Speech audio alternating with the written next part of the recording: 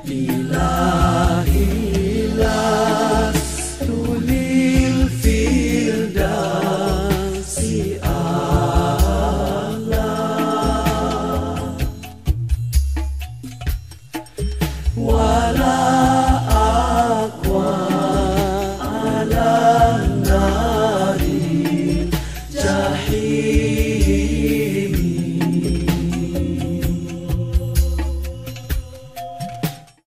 Assalamualaikum warahmatullahi wabarakatuh.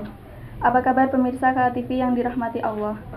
Alhamdulillah, dalam kesempatan kali ini kita dapat berjumpa lagi dalam program acara tausiah bersama saya Irma. Dan tentunya kali ini saya tidak sendiri karena saya sudah ditemani oleh narasumber kita yang tentunya spesial dan juga berkompeten dalam bidang keagamaan. Beliau adalah Ustadz Nur Akhlis, Magister Pendidikan, Kepala Pusat Kajian Bahasa Inggris LBB Stein Kediri. Assalamualaikum Ustadz. Waalaikumsalam warahmatullahi wabarakatuh. Bagaimana Ustadz untuk keadaannya hari ini? Alhamdulillah sehat walafiat.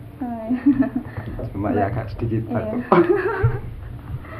Baik, dalam kesempatan kali ini tema kita adalah ciri-ciri orang yang beriman menurut surat Al-Anfal, gitu ya Ustadz. Insyaallah. Sebelum kita menginjak jauh dalam materi kita, mungkin Ustadz bisa memberikan gambaran sedikit apa sih iman itu? Silahkan Ustadz. Terima kasih. Jadi iman adalah menyangkut tentang akidah kita, Ya. dan ini sangat penting sekali dalam kehidupan kita, sehingga bagaimanapun juga kita umat manusia itu harus punya keyakinan. Dan kita sebagai umat Islam punya keyakinan, punya keimanan, dan ada rukun-rukunnya tersendiri. Dan pada kesempatan kali ini kita akan mencoba untuk mencari bagaimana sih ciri-ciri orang yang beriman menurut surat Al-Anfal ayat kedua. Iya. Baik, langsung saja kita masuk ke materi gitu ya. Untuk ciri-ciri orang yang beriman dalam surat Al-Anfal ayat 2 itu mungkin seperti apa Ustadz ciri-cirinya? Nah. Sebagaimana disebutkan di dalam Al-Quran, di sana berbunyi a'udzubillahi minasyaitonirrajim, innamal mu'minuna alladzina idza dzukirallahu wajilat qulubuhum wa idza tuliyat alaihim ayatuhu zadatuhum imana wa ala rabbihim yatawakkalun. Jadi ada 3 tanda-tanda indikator orang yang beriman itu. Yang pertama adalah idza dzukirallah wajilat qulubuhum. Ketika disebut asma Allah, maka bergetarlah hatinya. Dan yang kedua, wa idza tuliyat alaihim ayatuhu zadatuhum imana. Dan ketika dibacakan ayat-ayat Allah, maka bertambahlah keimanannya. Gitu ya. Dan yang ketiga, wa ala rabbihim yatawakkalun, dan kepada Allah orang-orang ini selalu bertawakal. Gitu ya, selalu bertawakal kepada dia. Terus kemudian untuk penjelasannya, ini mungkin Ustadz bisa menguraikan poin yang pertama tadi, bahwasanya ketika disebut asma Allah, maka orang tersebut bergetarlah hatinya. Itu seperti apa Ustadz? Jadi ini mari kita kembalikan pada diri kita semua. Apakah kita ini termasuk kategori orang yang beriman atau tidak? Coba kita ukur dengan parameter ini. Ketika asma Allah disebut, apakah hati kita ini bergetar atau tidak? Gitu ya. Jadi ketika ya kebesaran Allah, asma Allah dikumandangkan, apakah kita itu langsung bergetar hati kita atau kita cuek-cuek saja? Contoh yang paling gampang itu begini. Misalkan ya, mohon maaf, ketika subuh ada panggilan sholat, ya paling gampang, ya Allahu Akbar, Allahu Akbar. Lah gitu, itu kira-kira kita itu merasa bergetar atau tidak? Atau dalam kasus insiden tertentu asma Allah disebut, kira-kira bergetar hati kita atau tidak?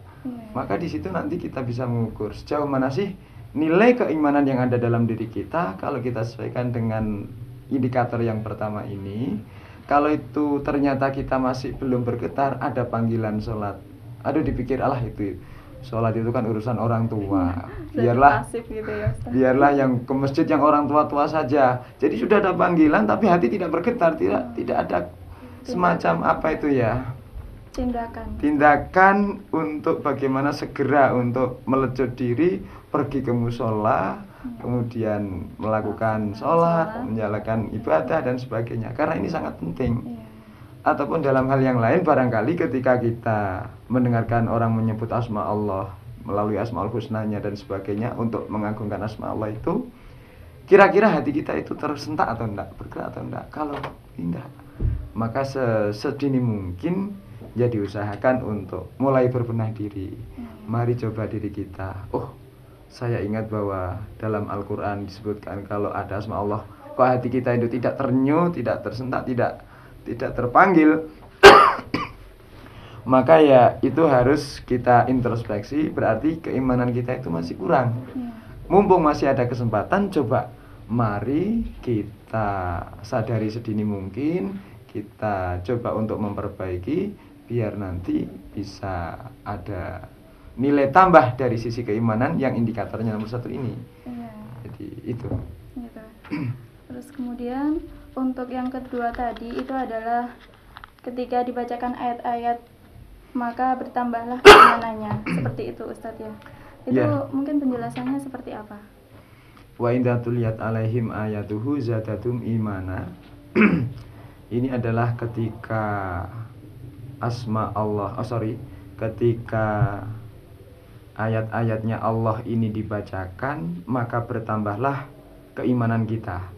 Secara tekstual memang ayat-ayat Allah itu ya seperti yang ada dalam teks Al-Quran. Tapi secara kontekstual ini semua adalah ayat-ayat Allah.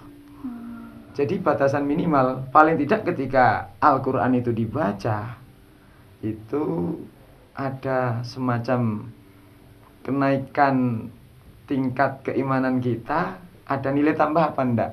Kita gitu seolah-olah kita mendengarkan ayat Al-Quran dibaca itu hati kita itu semakin tenang, semakin ayem ataupun tidak. Nah itu yang harus kita pertimbangkan. Jadi kita break dulu. Iya, kita tunda dulu Ustaz.